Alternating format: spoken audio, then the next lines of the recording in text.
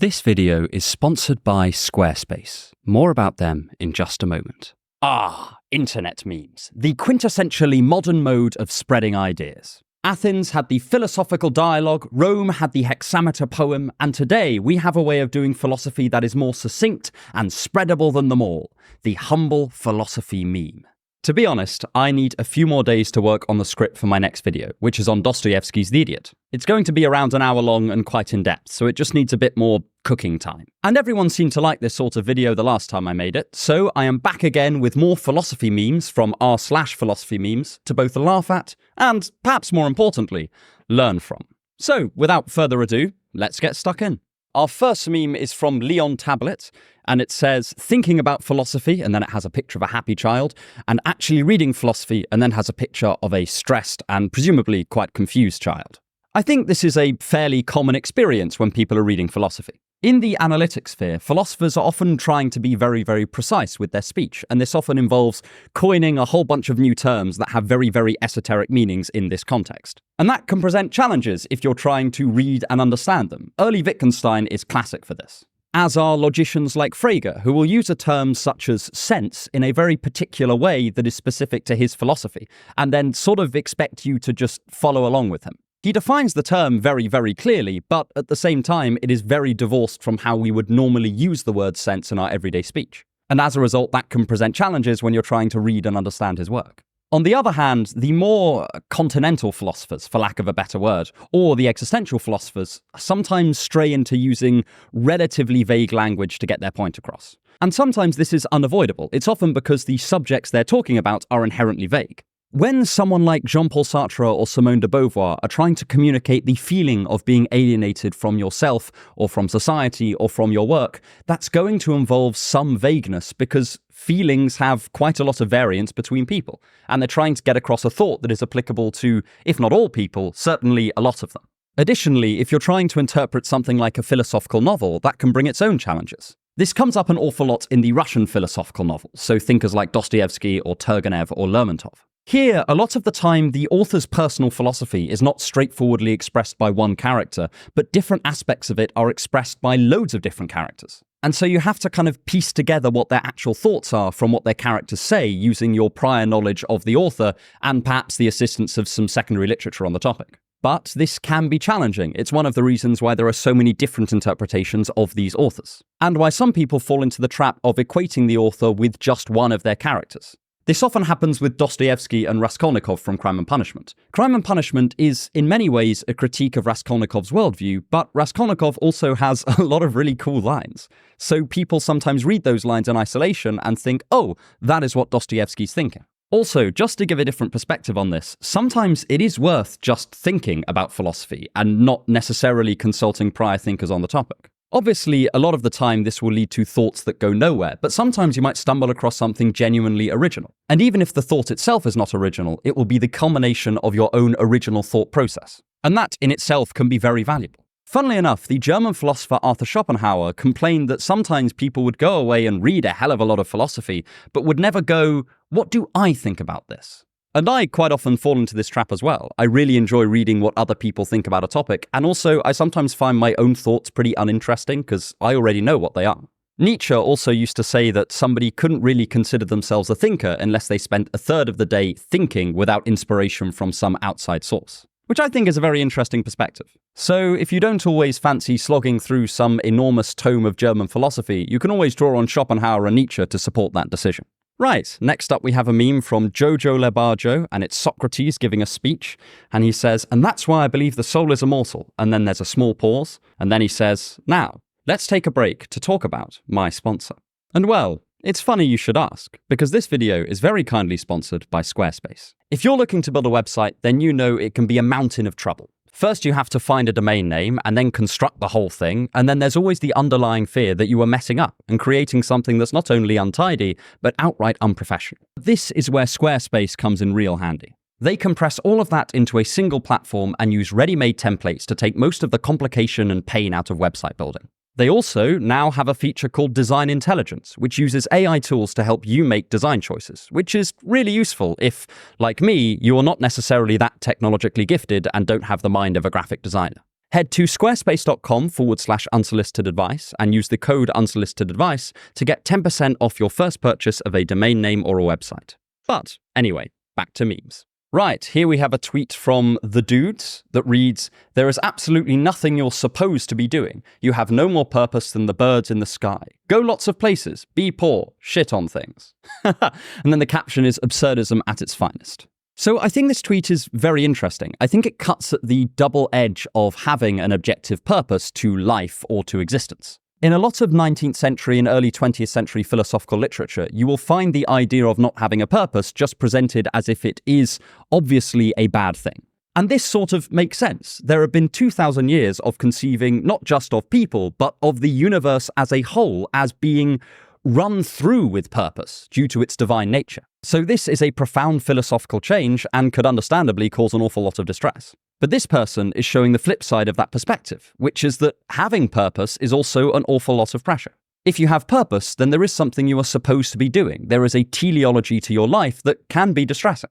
Ultimately, I think that both of these perspectives have quite a lot of merit to them. I think that we sort of want a middle ground between having a kind of purpose, a sort of general direction to our lives, but also for there to be some room for our own arbitrary whims to intervene in our decision-making. For instance, I have a friend who's a devout Catholic, and he says that he occasionally suffers from something that they call scrupulosity, where he becomes so concerned about what God wants him to do that the general enjoyment of his life is severely diminished. In some ways, I think this is the distress that comes from the polar opposite of nihilism. My friend viewed his life as so imbued with purpose that there was no longer any kind of freedom to his actions. Everything had so much significance on a cosmic or divine scale, that he felt like he couldn't really make any choices without overthinking and overanalyzing everything with his theological reasoning.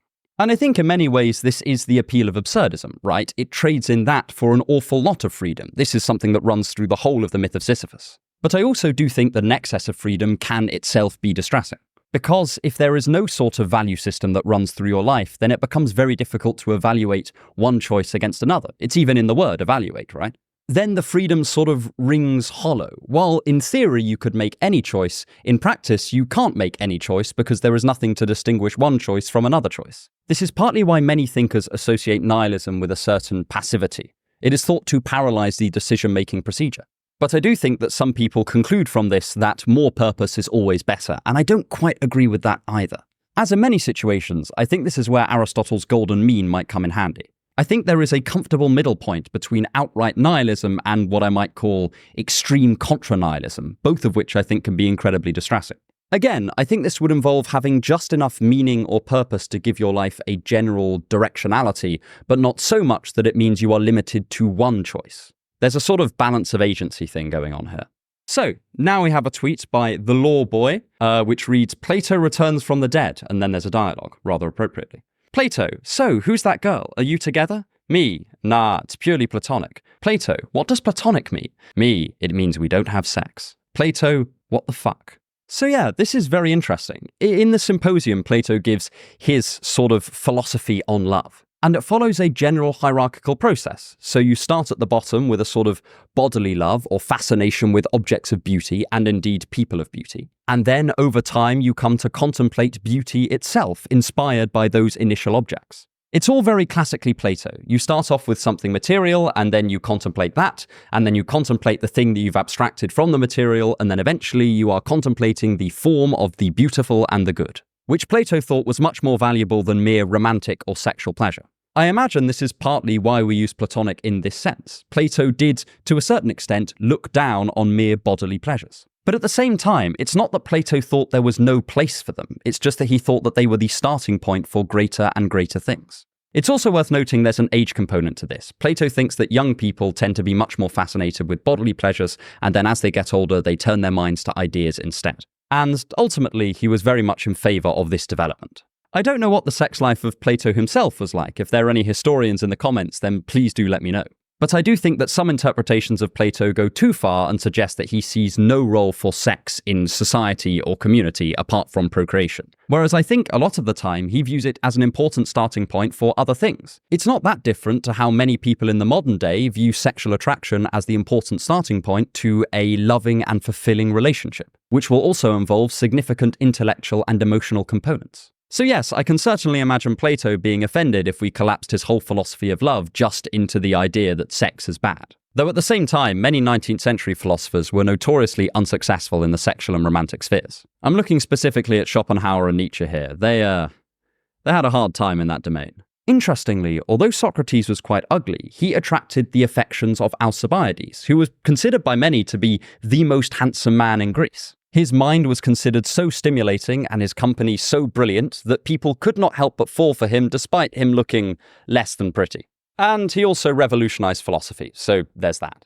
Our next meme is from Ravager_69. It's entitled The Absurd, and it's a group of friends saying, "Fuck nihilism, all my homies recognize the absurdity of life and give it our own meaning." Interestingly enough, I wouldn't associate this thought so much with absurdism as with existentialism. The idea of creating your own meaning finds much more of an emphasis in thinkers like Sartre or de Beauvoir or Nietzsche than it does in someone like Camus.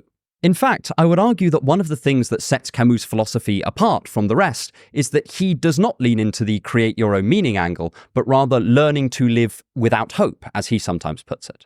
I'd be interested to get your thoughts on this, because for me, that is the defining marker of absurdism. It's not so concerned with meaning creation, but rather learning to live without any sort of meaning, be it objective or subjective. If it becomes about creating your own meaning, then I'm not quite sure how we can separate absurdist philosophies from just existentialist philosophies. And I do think that those are importantly different thoughts. If we take Camus' analysis of the absurd as a clash between our yearning for meaning and a lack of meaning out in the universe, then existentialism and absurdism attack two different horns of that dilemma, if that makes sense. Existentialism says that we can satisfy our hunger for meaning by creating our own meaning through authenticity or power or what have you. Whereas absurdism asks us to let go of the yearning for meaning entirely. It strikes me as a very different sort of solution.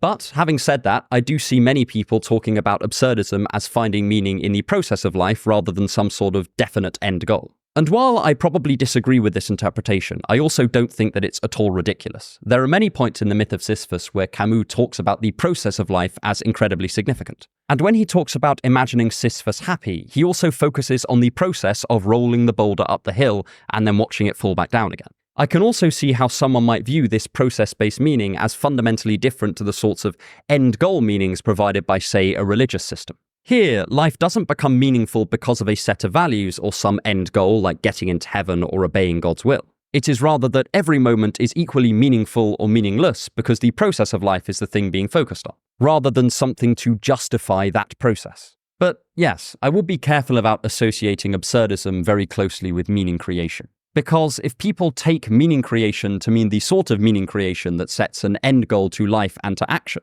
then that is arguably very antithetical to the kind of points Camus is trying to make in the myth of Sisyphus. But I am just talking off the top of my head, so it's quite possible I've missed something. In fact, that goes for all of these meme videos. Please don't quote me on them, they are not particularly serious. Okay, now we have a meme from Dada Eternis, and it says, "Me buying a new philosophy book," and it's a very happy statue. And then it says, "Also me after reading the first page 3 times," and it's a very unhappy statue.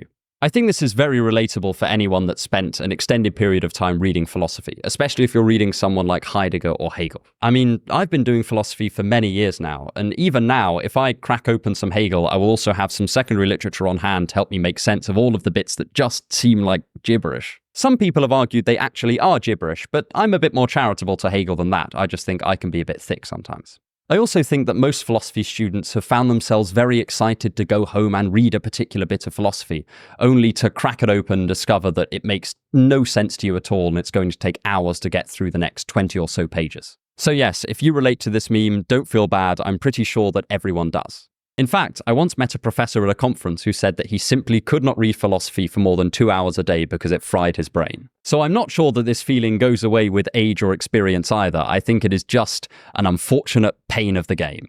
The only thing I would say is that you do get used to the writing styles of different philosophers over time. So while at first Nietzsche was totally impenetrable to me, now I can read him with reasonable comfort. And philosophers I have even more experience reading, like Frege, I can get through very comfortably. I'm now very used to the way he writes and the way he puts points, and so he is just a delight to get through. By contrast, I've actually not read very much Heidegger, so whenever I try to read Being and Time, my brain feels like it turns to soup within about 20 minutes.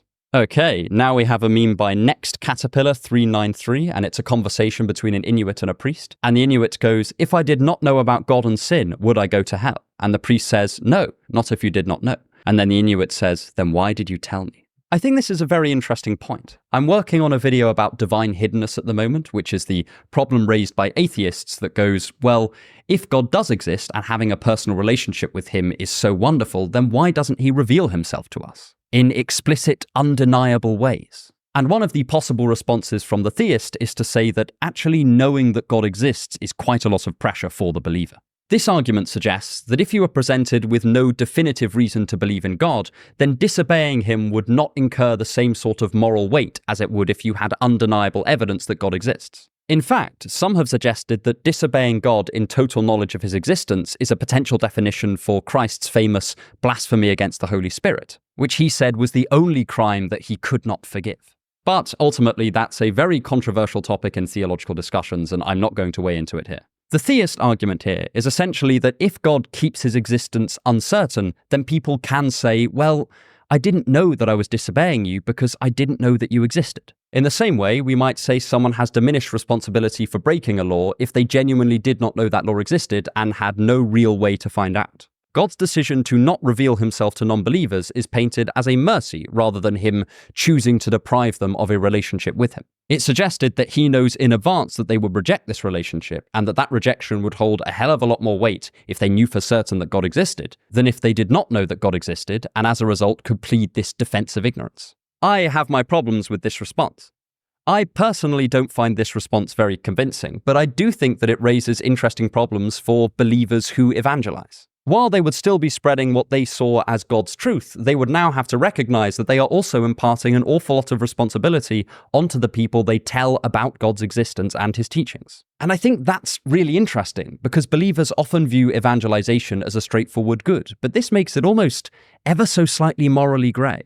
Almost every theist could still plausibly argue that it would come out as a net positive. But I think it's interesting that now there is this slight fleck of negativity in the mix. Okay, next we have a meme by Jean Heff, and it says, when it's your third, damn that's crazy, but Socrates keeps going on about life and how he knows nothing. There are a lot of moments like this in Plato's dialogue, where Socrates will embark on a very long monologue, and the other person will say something like, certainly Socrates, or I agree Socrates, or that's a very interesting point Socrates, and then Socrates will embark on another incredibly long monologue expanding on his previous point. Of course, originally this is probably intended to be them genuinely agreeing with Socrates, because Socrates is standing in as a mouthpiece for Plato half the time, and Plato obviously agrees with his points. But I also love this interpretation where they're just begging him to shut up, but he just won't because they keep humoring him with these tiny one-line responses. It's nice and adds a kind of sarcastic, semi-theatrical air to proceedings. It's also perhaps a wise warning to people like us who are more philosophically inclined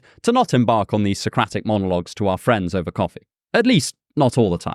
I also think this meme is quite a good criticism of how Plato's dialogues are sometimes only barely dialogues. Sometimes they truly are just Socrates reading an essay with people occasionally interjecting to remark that they certainly agree with him. I like Plato's dialogues. I do think that they are broadly very well written and they're an incredibly entertaining read, but they also do have this little quirk about them. It's probably unavoidable if you're trying to make a long, complex and rather expansive point, but I still think it can become quite amusing.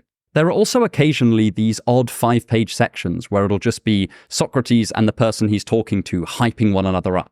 They'll just sit there batting compliments at one another. It's incredibly sweet and sometimes comes across as almost flirtatious. But again, it's a sort of quirk of Plato's dialogue form. Over time, I've become very fond of it.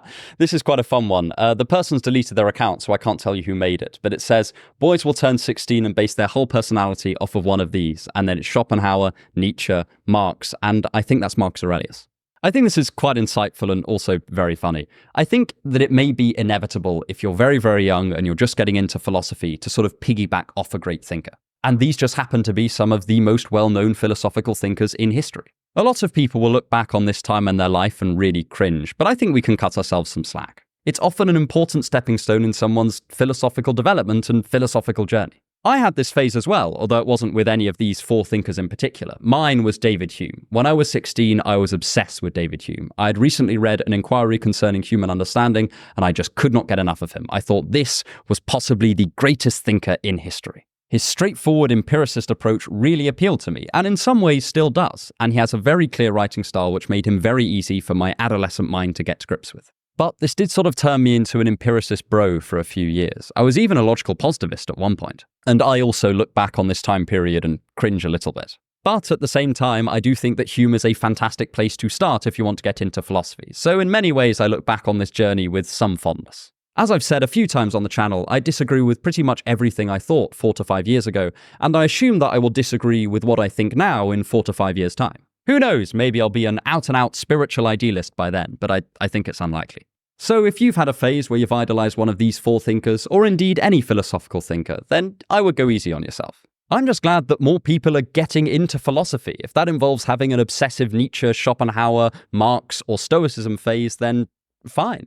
There's something to learn from almost every philosopher, and as long as it doesn't become the be-all and end-all of your thinking for life, then go ahead. Next, we have a tweet from someone called Jana, and it says, "Philosophy people disproportionately look like villains, and I don't know why," and then has a picture of Wittgenstein and Schopenhauer, and then somebody's replied, "You're not gonna like the answer." Funnily enough, I sometimes get told that I look quite villainesque in my videos, but I think it's just because I have very, very intense eyes. In fact, when I was at Cambridge, one of the professors there once described me as incredibly intense, which I sort of wear as a badge of honor. I once knew someone who had met lots and lots of people who were taught directly by Wittgenstein, and he said they fell into one of 2 camps. The first would say that he was a total genius, incredibly charismatic, unparalleled as a teacher, and that they really valued the time they spent with him. Whereas the other half would describe him as incredibly unpleasant and basically just a bit of an asshole. There is, of course, that famous story where he apparently brandished a hot poker at Karl Popper, but that was at the end of a very long philosophical monologue, so arguably that lends credence to both interpretations of Wittgenstein's personality.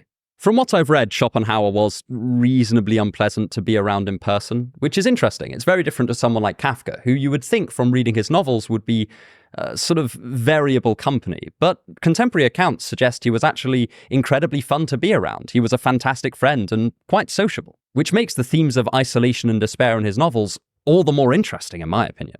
Yeah.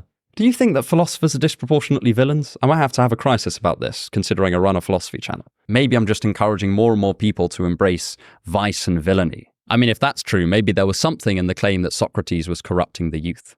Alright, now we have a meme by MBTI Stuff, and it's Sisyphus rolling a boulder up a hill, and then someone says, "I come with orders from above, we are updating the punishments to something more modern." And then it's a drawing of Sisyphus sat at a desk in an office, screaming, "No." I find this is quite a common sentiment when people talk about the myth of Sisyphus and absurdism more generally. A lot of people perceive that their own lives resemble rolling a boulder up a hill and then watching it come crashing down again, only to have to do the whole thing again the next day. They get up, go to work is roughly the same each day, then they go home, they don't really have enough time to enjoy life, then they go to bed, and then they get up, and the whole bastard cycle repeats again. I also think that many people don't perceive their job as meaningful, and this is another way it coheres with the myth of Sisyphus. One of my very close friends works at an office, and she has often confided in me that she thinks that she adds nothing to the company and that her job is completely pointless. So I think for many people, even if they are not generally nihilistic, work can seem nihilistic to them. And I think in a lot of cases that's totally fair. I remember reading a book on this that was called Bullshit Jobs or something like that. And it suggested that a lot of jobs are unnecessary either to the companies that are hiring for them or to the community in general. Though having said that, I'm a YouTuber, so perhaps I shouldn't throw stones from my very fragile glass house. At the very least, my job is meaningful to me, so perhaps I'm an existentialist about work. Right, next we have a meme from Mystic Cherry Panda, and it's someone stood at a crossroads, and it says, "Teenage boy discovering philosophy." And then the 2 paths are misunderstanding Stoicism and misunderstanding absurdism. I think this meme is probably onto something. It doesn't help that absurdism especially is a very easy thing to misunderstand. In fact, I don't know if I'd trust someone who said that they really understood absurdism. A lot of absurdist writings, very much including the myth of Sisyphus, are open to interpretation, and some aspects of it are incredibly hard to reconcile with Camus' later philosophy, which we still tend to want to call absurdist. For instance, while a lot of the myth of Sisyphus is almost out-and-out amoral, some of his later writings, like The Plague or The Fall, have a much more moralistic bent to them. I think misunderstanding Stoicism is also very easy just because there's quite a lot of not that great writing on Stoic philosophy out there. But ultimately, I think that the biggest myth about Stoicism out there is that it's one unified set of propositions. Stoicism as an ancient philosophical school lasted at the very least over 600 years, and there are lots and lots of intellectual developments in that time. For instance, it's only 100 years after the inception of Stoicism that the term preferred indifference starts to get used for things like wealth or power or influence. It's also worth noting that different Stoic philosophers take very different things from Stoic teachings, and they have very different emphases in their writings. Someone like Seneca writes an awful lot about concepts of death and navigating society, and that makes perfect sense for him, since he was a Roman senator and also someone who could be executed by the emperor at really any time, as I think eventually he was. On the other hand, someone like Epictetus was a slave for most of his life, and a lot of his writings understandably dwell on this idea of freedom, both external freedom and internal freedom. And both of those stand in stark contrast to the much more aphoristic tone of Marcus Aurelius's Meditations. To a certain extent, I think a real red flag is if someone claims to definitively understand Stoicism or Absurdism, or even thinkers like Nietzsche or Schopenhauer or Kierkegaard. All of these philosophies have a wide range of interpretations that are incredibly plausible. And if someone thinks they have the final word on what any of these thinkers thought, I might suggest that displays a lack of appreciation to just how nuanced interpretations of these thinkers can get and how plausible some of the disagreements can be. There are loads of very good examples of this. Walter Kaufmann and Karl Jasper's interpretations of Nietzsche are very, very different, but I wouldn't say that either of them is ridiculous, even though I agree and disagree with different aspects of both of them. Ultimately, I think that talking in terms of total understanding or total misunderstanding is kind of an unhelpful way to frame this discussion. Interpretations of these philosophies and thinkers develop over time, and that is okay. Sure, there are interpretations that are probably wildly off the mark. But throwing around accusations like, oh, you just don't understand Nietzsche or don't understand Absurdism or don't understand Stoicism is rarely that productive. Right, next we have a meme by Blue Pants McGee, and it's somebody in a box saying, I think I like philosophy, and then they leave saying, I want to know more, and then they're punched by something labelled 800 pages full of logical operators proving that A equals A is always true, and then they go back in their box and say, I like literature.